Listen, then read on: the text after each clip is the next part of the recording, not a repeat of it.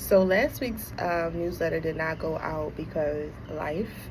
There was a lot going on, a lot of good things going on, and I just could not anchor myself into pulling a message just because, like, I was required to being present in my personal life and in my family, and that's something that is a person, as a business owner, as an entrepreneur, that I'm really big on, is that nothing is more important than myself. And even with this newsletter being an extension of myself, it's not always the present me. So last week didn't go out, but this week is going to go out. And I feel more rooted in the message for this week because I allowed it to come to me. It's also why sometimes it's like a hit or miss with me with these videos, because if I'm not really in the mood to talk about these things, I don't force it upon myself because it's still being shared in the newsletter. Either way, it's being communicated.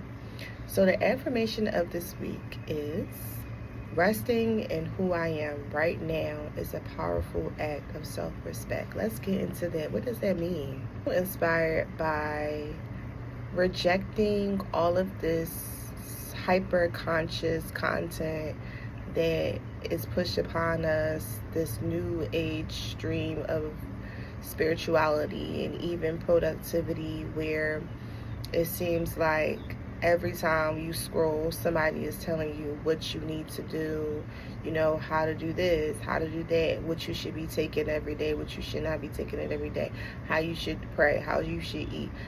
This is for you, this is for you, your horoscope. It's so much information that we don't need, point blank, period.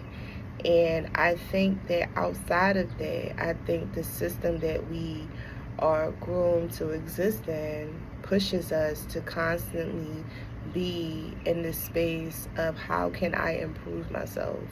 How can I do better? Like, we have all of these metrics at school, metrics at work, etc., etc., etc. And I feel like when we're constantly chasing metrics and goals, and we're constantly trying to morph our day, our diets, we just constantly trying to appeal to what we have written on paper for our lives, and we don't acknowledge the fact that what is on paper is not always going to be the reality, and it can't always be the reality. But when we allow ourselves to rest in exactly who we are right now, we are respecting ourselves.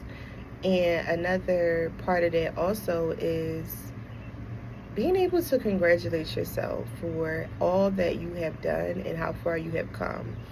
I know for me, I struggle with doing that because I want so much for myself, but a part of the so much that I want for myself is still rooted in people pleasing. It's still rooted in wanting to be received as worthy and as an excellent person to have. So I too have to catch myself and tell myself, like, you don't have to be any more than what you already are, because what you are is enough. And one day I want to become a person who does not care about my accolades. One day I want to be just a normal person who was just like, this is just my life, and I live my life as I live my life. So this is also speaking to just resting in all of that you have become, all that you have achieved, all that you are doing, and enjoying it and celebrating it, because I feel like moments are fleeting, and sometimes, life slows down and it becomes very familiar, and then other times, once we, rest in that familiarity, something else happens that pulls us away. But I do think that when we rest in who we are in the present moment, we can savor it a bit more than constantly trying to be more and be other. So that's that.